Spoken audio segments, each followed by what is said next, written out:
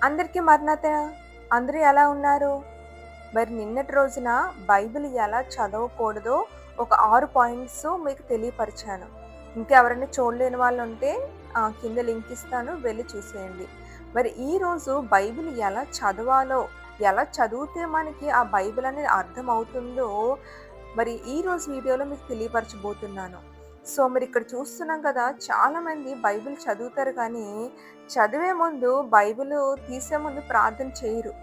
మనం ఏ పని చేసినా, అది బైబిల్ చదివినా, బయటికి వెళ్ళినా, ఏ పని ప్రారంభించినా, ప్రార్థనతో మనం ప్రారంభించినట్లయితే అందులో మన విజయాన్ని చూస్తాం. మన వాక్యం చదివేటప్పుడు కూడా ప్రార్థనతో మనము బైబిల్ ఓపెన్ చేసినట్లయితే మన మనస్సు వేరే వాటి మీదకి వెళ్ళదు. సో, నువ్వు ప్రార్థన చేయకుండా నువ్వు బైబిల్ తీస్తే నీ మనస్సు ఆటోమేటిక్‌గా వేరే వైపుకి మళ్ళిపోతుంది. ఇక్కడ చూస్తున్నాం కదా! సో, ప్రార్థన చేయకుండా బైబిల్ తీయడం ద్వారా నువ్వు మనస్ఫూర్తిగా బైబిల్ చదవలేకపోతున్నావు ఇక్కడ. సో, తర్వాత చదువుదాంలే ఒక మెసేజ్ వచ్చింది. ఒక నోటిఫికేషన్ సౌండ్ రాగానే ఫోన్ తీసేసి బైబిల్ పక్కన పెట్టేసేవాళ్ళు ఎంతోమంది ఈరోజు మనం చూస్తున్నాం. ఒకవేళ ఈ మెసేజ్ చూస్తూ నువ్వు కూడా ఇదే ప్లేస్‌లో ఉన్నావేమో. బైబిల్ చదువుదామని తీస్తున్నావు కానీ, ఒక మెసేజ్ సౌండ్ వినిపించగానే తర్వాత చదువుదాంలే బైబిలు.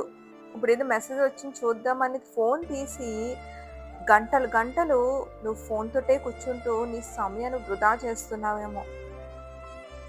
సో, ఇదంతా కేవలము మన ప్రార్థనతో బైబిల్ చదవడం స్టార్ట్ చేయకపోవడం ద్వారా నీ మనస్సుని బైబిల్ మీద నిలపలేకపోతున్నావు. సో, లోకం వైపు నీ యొక్క మనస్సుని నిలిపి నీ సమయాన్నంతా కూడా నువ్వు వృధా చేస్తున్నావు. ఒకవేళ ఇదే పరిస్థితిలో నువ్వు ఉన్నట్లయితే కింద అవునక్క అని కామెంట్‌లో తెలియపరచండి. అసలు మన బైబిల్ ఎలా చదవాలి?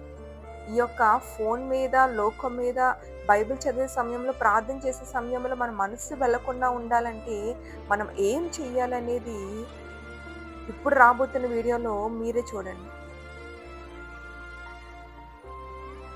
మన బైబిల్ తీసే ముందు ఖచ్చితంగా మనం చేయవలసిన మొట్టమొదటి పని ప్రార్థన చేయడం. అది నువ్వు 1 నిమిషం చేస్తావా, 2 నిమిషాలు చేస్తావా, 10 నిమిషాలు చేస్తావో అది నీ ఇష్టం. కానీ మన బైబిల్ చదివే ముందు ఖచ్చితంగా మొట్టమొదటిగా ప్రార్థన చెయ్యాలి. ఇందులో ఆశ్చర్యమైన సంగతులను నాకు బోధించయ్యా. ఆశ్చర్యకరమైన సంగతులు నాకు తెలియపరిచయ్యా. ఇందులోని విషయాల ద్వారా నా కన్నులు తెరువు ప్రభువా.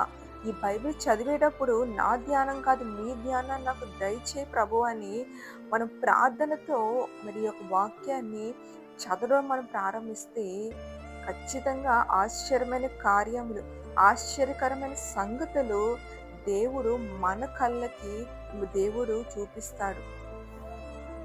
అండ్ రెండవదిగా నువ్వు బైబిల్ తీసి చదివేటప్పుడు ఒక ప్లాన్‌తో చదవాలి. ఏదో ఎక్కడో ఒక వాక్యం తీసేసి, ఏదో ఒక వాక్యం తీసేసి కాదు. ఒక ప్లాన్ నువ్వు తీసుకో. ఎక్కడి నుంచి మొదలుపెట్టాలి? రోజుకి ఒక చాప్టర్ అన్నా ఫినిష్ చేయాలి. లేదా ఆదికాండంలో ఒక చాప్టరు, అలాగే మత్తయిలో ఒక చాప్టరు, అలాగే రోజు మార్నింగ్ లేవగానే కీర్తనలో ఒక చాప్టరు, నైట్ పడుకునే ముందు సామెతల్లో ఒక చాప్టరు. ఇలాగా ఒక ప్లాన్ అనేది నువ్వు చేసుకోవాలి వాక్యం చదివే ముందు. అలాగే మూడవదిగా నువ్వు వాక్యం చదివేటప్పుడు ఒక నోట్‌బుక్ అనేది పక్కన పెట్టుకోండి. ఐలైనర్ అనేది పక్కన పెట్టండి. ఒక పెన్ అని తీసుకోండి. సో, మీకు అందులో ఏదైనా ఒక ఇంపార్టెంట్ మాట నీ మనసుకు అనిపిస్తే, ఒక ఇంపార్టెంట్ ఒక నచ్చిన మాట, నచ్చిన వచనం మీకు కనిపిస్తే, అది వెంటనే మీరు బుక్‌లో రాసుకోండి నోట్‌బుక్‌లో. ఏదైనా ఒక వచనం, ఏదైనా ఒక అధ్యాయంలో ఒక వచనంతో దేవుడు నీతో మాట్లాడినట్టు అనిపిస్తే, ఒక పాయింట్ నీ మనసుకి ఏదైనా హత్తుకుంటే, అది వెంటనే నోట్‌బుక్‌లో రాయడం నేర్చుకోండి. అలా రాయడం ద్వారా కొన్ని కొన్ని వాక్యాలు మన మనసులో, మన మైండ్‌లో ఉండిపోతూ ఉంటాయి. అండ్ అలాగే ఐలైనర్ ద్వారా ఏదన్నా బైబిల్‌లో ఆ వచనం మీకు గుర్తుండదు అనిపిస్తే, ఐలైనర్‌తో మీరు ఆ యొక్క వర్డ్‌ని మీరు ఆహ్, అండర్‌లైన్ చేసుకోండి. ఆ యొక్క వాక్యం మీద అండర్‌లైన్ చేసుకోవడం ద్వారా ఎప్పుడైనా బైబిల్ తీసినప్పుడు ఏంటిది? ఎందుకు నేను ఐలైనర్‌తో దీన్ని చేశానా అని మీకొక అవగాహన అనేది వస్తుంది. సో, ఈ విధంగా మీరు చేయడం ద్వారా మీకు ఇంకా ఆసక్తి అనేది పెరుగుతుంది.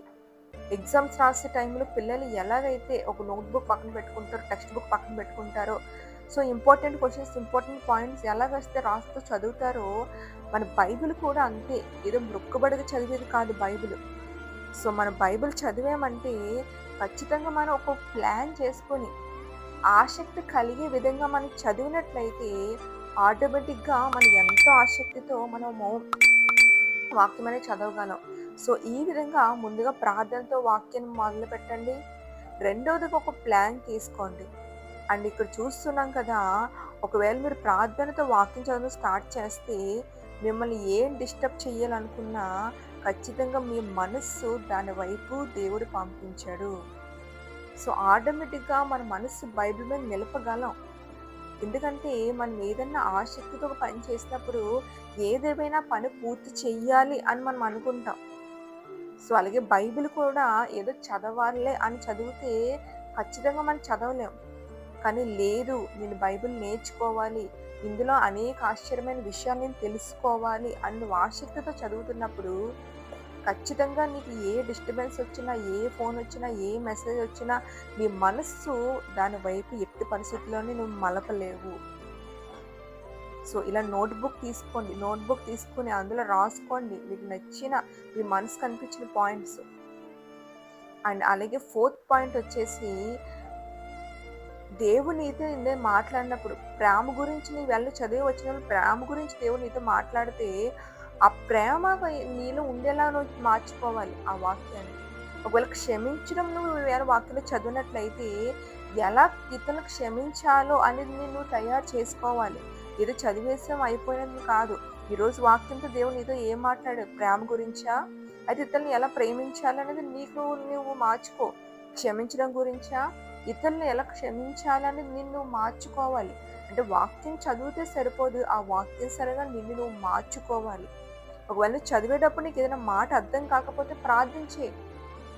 దేవా, ఇంగ ఈ వాక్యం నాకు అర్థం కావట్లేదు.